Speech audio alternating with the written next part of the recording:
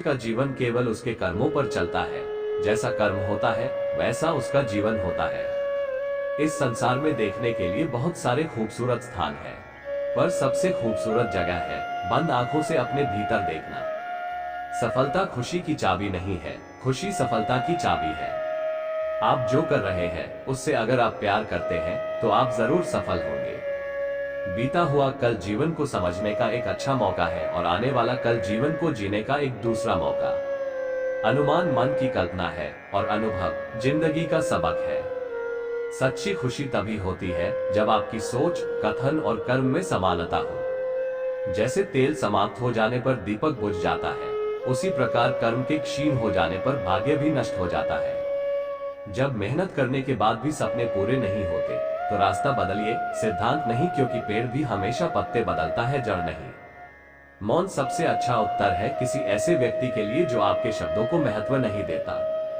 किसी के प्रति मन में क्रोध लिए रहने की अपेक्षा उसे तुरंत प्रकट कर देना अधिक अच्छा है। जैसे क्षण भर में जल जाना देर तक सुलगने से अधिक अच्छा है। मित्र गरीब है या अमीर मायने नहीं रखता, बल्कि वो आपके बुरे समय में आपका साथ कितना देता है यह मायने रखता है। इंसान चाहे जितना भी खुद को व्यस्त रख ले, जिससे वो प्रेम करता है उसकी यादों से नहीं बच सकता।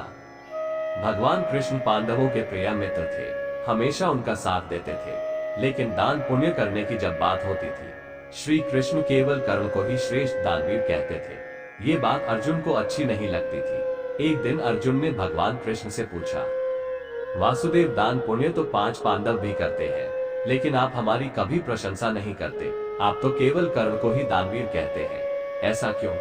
इस बात के प्रत्युत्तर में श्री हरि कृष्ण बोले, हे पैत, समय आने पर कर्णा की दानवीरता का प्रमाण तुम्हें मिल जाएगा।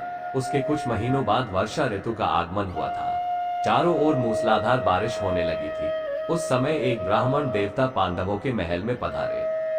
उन्होंने अर्जुन से कहा कि उनकी धर्मपत्नी का स्वर्गवास हो गया है, इसलिए उसके अंतिम संस्कार हेतु उन्हें चंदन की सूखी लकड़ियों का दान चाहिए।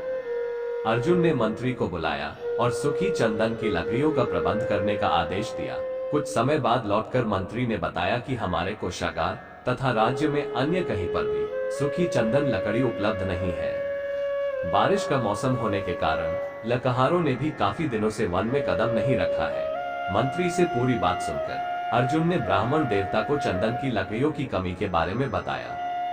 ब्राह्मण और अर्जुन का संवाद पास ही में बैठे भगवान गिरधर गोपाल कृष्ण गौर से सुन रहे थे। उन्होंने ब्राह्मण देवता को बताया, आपको इस समय चंदन की लकड़ियां केवल इन देश के राजा दानवीर कर्ण के पास ही मिल सकती है। भगवान कृष्ण ने अर्जुन को अपने साथ लिया और दोनों भेष बदलकर ब्राह्मण के साथ दानवीर कर्णा की सभा में पहुंचे।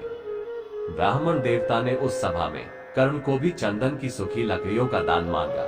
कर्ण ने अपने मंत्री को बुलाकर उसका प्रबंध करने का आदेश दिया, लेकिन वहां पर भी चंदन की लकड़ियों का अकाल पड़ था। बारिश की वजह से समूचे राज्य में सूखी चंदन की लकड़ी शेष नहीं थी।